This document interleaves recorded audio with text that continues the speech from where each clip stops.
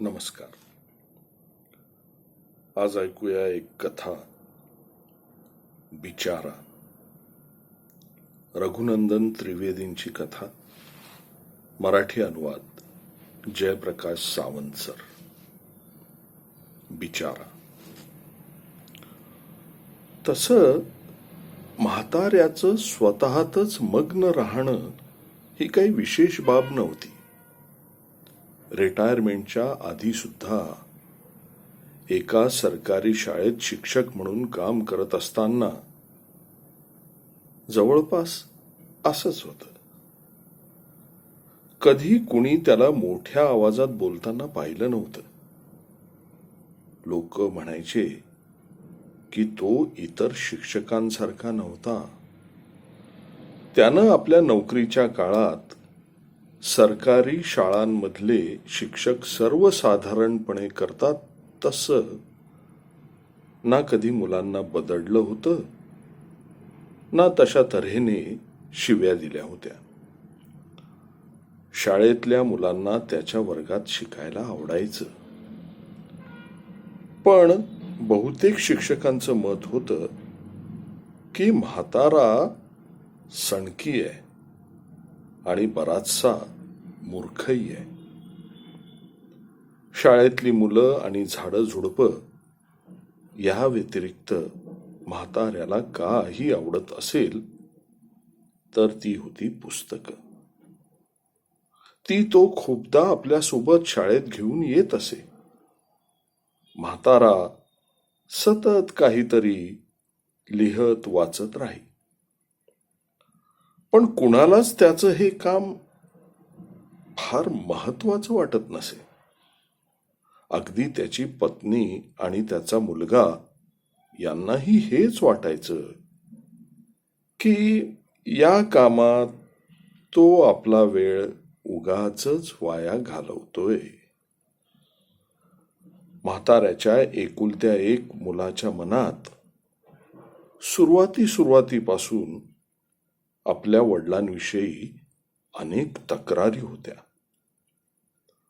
तो स्वतः शाळेत शिकत होता त्या दिवसात त्याचे वडील त्यांच्या स्वतःच्या विषयात सुद्धा त्याला इतर मुलांपेक्षा कमी मार्क देऊ शकतात याचं त्याला आश्चर्य वाटायचं आणि दुःखही व्हायचं.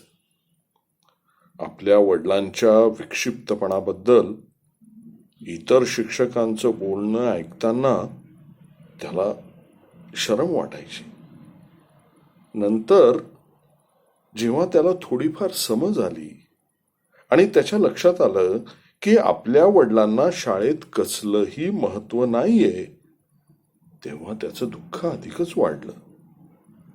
त्याने आपल्या वडिलांना समजून घेण्याचे भरपूर प्रयत्न केले, पण त्याला कधीही कळू शकलं नाही की त्याच्या वडिलांनी त्यांच्या आयुष्यात पैसे कमावणं आणि शाळेतली एक महत्वाची व्यक्ती बनणं या गोष्टींकडे का बरं लक्ष दिलं नाही. का ते आपला जास्तीत जास्त वेळ पुस्तकात आणि कागदात घालवतात. खूप विचार करूनही मुलाला आपले वडील कुठल्या रहस्यमय उद्देशासाठी जगतायत याचा पत्ता लागला नाही. मग त्यानेही इतर शिक्षकांप्रमाणे त्यांना विक्षिप्त मानून त्यांची उपेक्षा करणं सुरू केलं.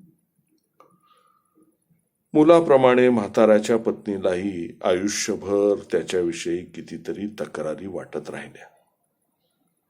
तिने त्याला एक व्यवहारी गृहस्थ बनवण्याचे सदैव प्रयत्न केले, पण तिला त्यात यश लाभलं नाही.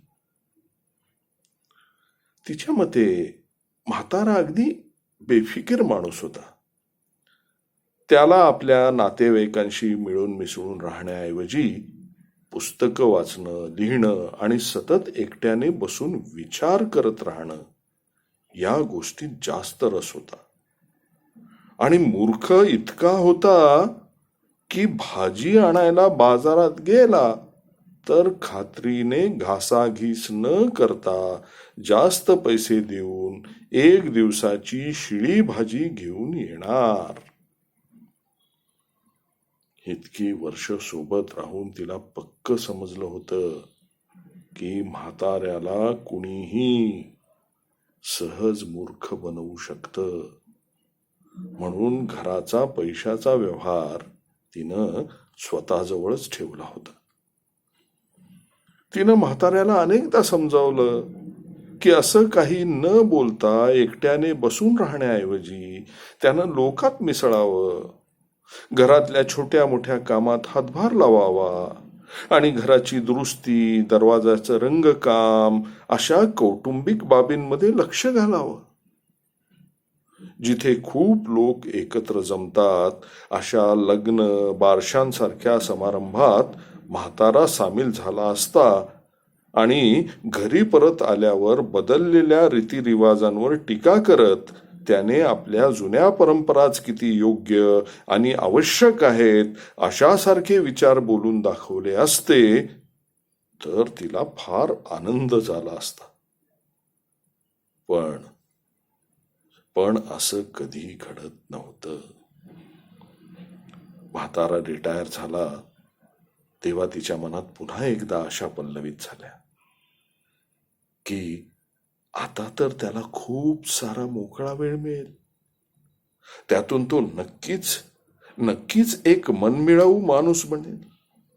मग म्हाताऱ्यावर या गोष्टीचा काहीही परिणाम झाला नाही आणि तो पूर्वीपासून जसा होता तसाच राहिला.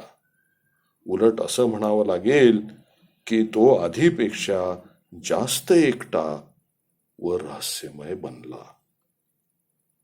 नोकरीतून रिटायर झाल्यावर म्हाताऱ्याने स्वतःला पहिल्यापेक्षा खूपच जास्त तऱ्हेने पुस्तकात गुंतवून घेतलं. त्याच्या दिनचर्येत फक्त एक छोटीशी नवी गोष्ट जमा झाली की तो आता सकाळ संध्याकाळी आपल्या नातवाला घेऊन बागेत जाऊ लागला. उरलेला पूर्ण दिवस त्याचं घरी असणं हे नसल्यासारखंच होतं. काय असतं असं या पुस्तकात? म्हाताऱ्याच्या पत्नीच्या मनात यायचं आणि तिला दुःख व्हायचं. म्हाताऱ्याच्या मुलाच्या दृष्टीतूनही हे सगळं फालतू होतं. तो आपल्या वडिलांबद्दल फार कमी वेळा विचार करायचा, पण जेव्हा कधी करायचा तेव्हा त्याला त्याचं आश्चर्य वाटायचं. म्हातारा संपूर्ण दिवस एकटा बसून कसला विचार करत असेल?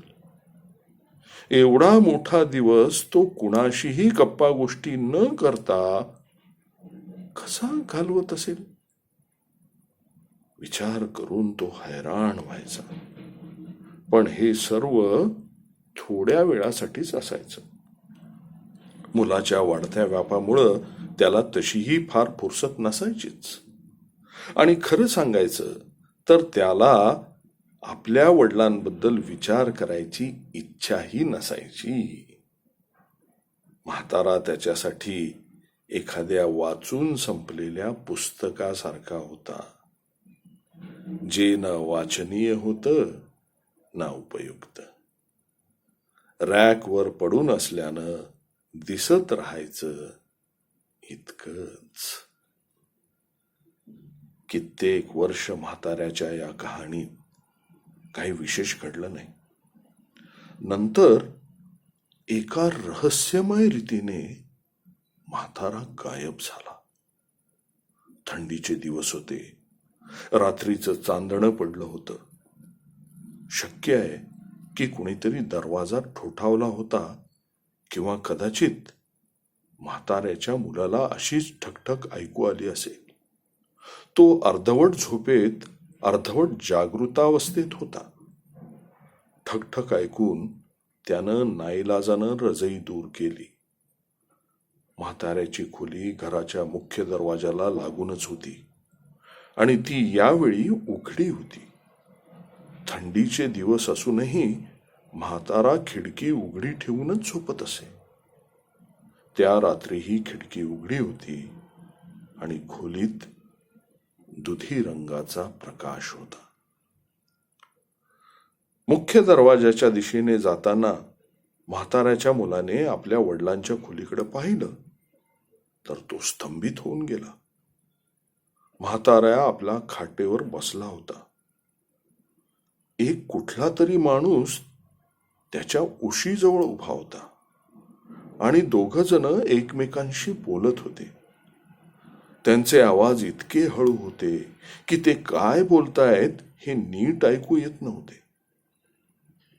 मुलगा त्या अनोळखी व्यक्तीविषयी विचार करू जातोय तेवढ्यात अचानक म्हातारा आपल्या खाटेवरून उठला आणि त्या माणसाच्या खांद्यावर हात ठेवून आस्ते आस्ते आपल्या खोलीबाहेर पडला. आश्चर्य म्हणजे त्या दोघांपैकी एकानेही म्हाताऱ्याच्या मुलाकडे एक कटाक्ष सुद्धा टाकला नाही. उलट ते दोघही त्याच्या अगदी जवळून चालत मुख्य दरवाजाच्या दिशेने गेले. हे सर्व पाहून अर्धवट शुद्ध हरपलेल्या स्थितीत असलेला म्हाताऱ्याचा मुलगा आता चमकला. मुख्य दरवाजाच्या दिशेने जात असल्याने म्हाताऱ्याला हाक दिली. दरवाजा अजून उघडलेला नव्हता, पण ते दोघंही गायब झाले. मागे फिरून मुलगा म्हाताऱ्याच्या खोलीत शिरला तेव्हा तिथं फक्त म्हाताऱ्याचं निर्जीव कलेवर पडून होतं. म्हाताऱ्याच्या मृत्यूनंतर 12 दिवसांपर्यंत मृत्यू घडलेल्या घरात जे जे होतं ते सर्व झालं. 13व्या दिवशी नातेवाईक सुद्धा परत गेले. सर्व काही सर्वसाधारण रीतीने पार पडलं. पण म्हाताऱ्याची पत्नी आणि मुलगा दोघांनाही हे कळलं नाही की या मामुली माणसाच्या मृत्यूशी वर्तमानपत्रांचा काय संबंध होता. ज्यांनी ही घटना एका बातमीच्या स्वरूपात छापली होती. शोक संदेशाच्या रूपात आलेल्या 20-25 पत्राचंही त्यांना आश्चर्य वाटलं. ती पत्र पूर्णपणे अनोळखी व्यक्तींकडून आलेली होती. म्हाताऱ्याच्या मुलाने या रहस्याची उकल करण्यासाठी पहिल्यांदाच म्हाताऱ्याची पुस्तकं आणि कागदपत्र धुंडाळणं चालू केलं. पण त्याला त्यातलं काहीच समजेना. थकून त्याने त्या सर्व गोष्टी एका गाठोड्यात बांधून ठेवल्या व नंतर त्याविषयी विसरून गेला. मग बऱ्याच महिन्यानंतर अचानक एक दिवस जेव्हा बाहेरून एक माणूस आला आणि त्यानं म्हाताऱ्यानं लिहून ठेवलेले कागद मुलाने त्याला विकावे अशी विनंती करू लागला, तेव्हा कुठं मुलाला त्या गाठोड्याची आठवण झाली. म्हाताऱ्याच्या पत्नीने व मुलाने त्या माणसाशी घासाघीस केली आणि त्यांच्या हिशोबाने बऱ्यापैकी फायदा मिळवून त्यांनी म्हाताऱ्याचे कागद विकून टाकले. म्हाताऱ्याच्या मुलाने त्याच्या पत्नीला ही घटना सांगताना दुःख व्यक्त केलं की म्हातारा समजूतदार असता तर आपल्याला आयुष्यभरात ही कागदपत्र जमा करून ठेवण्याऐवजी ती विकून खूप पैसे मिळवू शकला असता. मात्र म्हाताऱ्याची पत्नी आणि मुलगा यांना तेव्हाही कळू शकलं नाही की म्हाताऱ्याने असं काय लिहून ठेवलं होतं की जे इतरांना हवंसं वाटू शकतं. काहीही असो, दोघंही खुश होते. चला, मामला एकदाचा संपला. आणखी काही महिने असेच गेले. मग म्हाताऱ्याच्या मुलाच्या नावावर एक पार्सल आलं. त्यात म्हाताऱ्याचं एक पुस्तक होतं. हे पुस्तक म्हाताऱ्याच्या पहिल्या स्मृतिदिनी छापलं होतं. मुलाने पुस्तकाची पानं चाळून पाहिली आणि कधीतरी फुरसतीने वाचायचा निश्चय करत ते घरात कुठेतरी ठेवून दिलं आणि नंतर त्याविषयी विसरूनही गेला. आणखी 5 वर्ष गेली. या दरम्यान म्हाताऱ्याच्या पत्नीचंही निधन झालं. म्हाताऱ्याविषयीची लोकांची धारणा हळूहळू बदलू लागली होती. काही लोक त्याला एक शहाणा माणूस म्हणून आठवू लागले होते.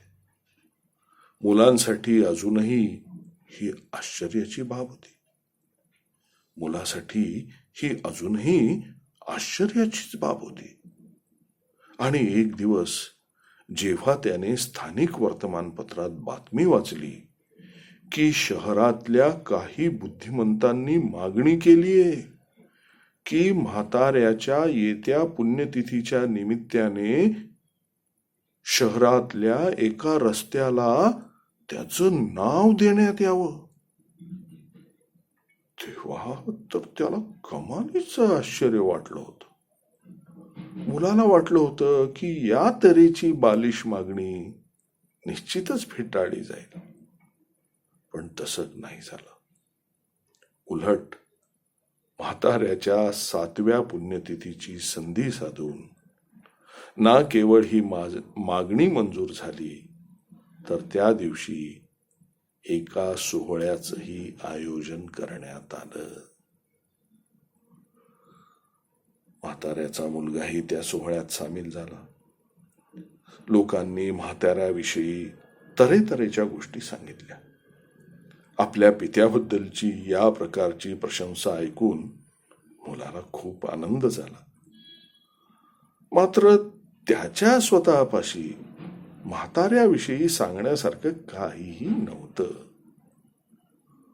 तो फक्त आभार मानून आपल्या खुर्चीवर बसला. कार्यक्रम संपल्यावर घरी परत जाताना म्हाताऱ्याच्या मुलाला त्याचा एक वर्गमित्र भेटला.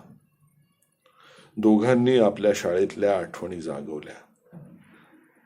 त्यांना कितीतरी गोष्टी आठवल्या. कितीतरी ते दोघेही विसरून गेले होते. विसरलेल्या गोष्टींमध्ये त्या शिक्षकांची नावं होती ज्यांना त्या दिवसात फार महत्वाचं मानलं जात असे. म्हाताऱ्याच्या या कहाणीत आता फक्त एवढंच सांगण्यासारखं उरलंय की अनेक वर्ष जगून एक दिवस म्हाताऱ्याचा मुलगा मरण पावला. आपल्या मृत्यूआधी तो 3 मुलांचा पिता झाला. त्याने जमिनी खरेदी केल्या, संपत्ती जमा केली आणि जेव्हा कधी फुरसत मिळाली तेव्हा तो या विचाराने मनातल्या मनात दुःख करत राहिला की एवढं सगळं मिळवूनही लोक त्याला फक्त म्हाताऱ्यामुळेच ओळखतात. लोक त्याला फक्त म्हाताऱ्यामुळेच ओळखतात. बिचारा. नमस्कार.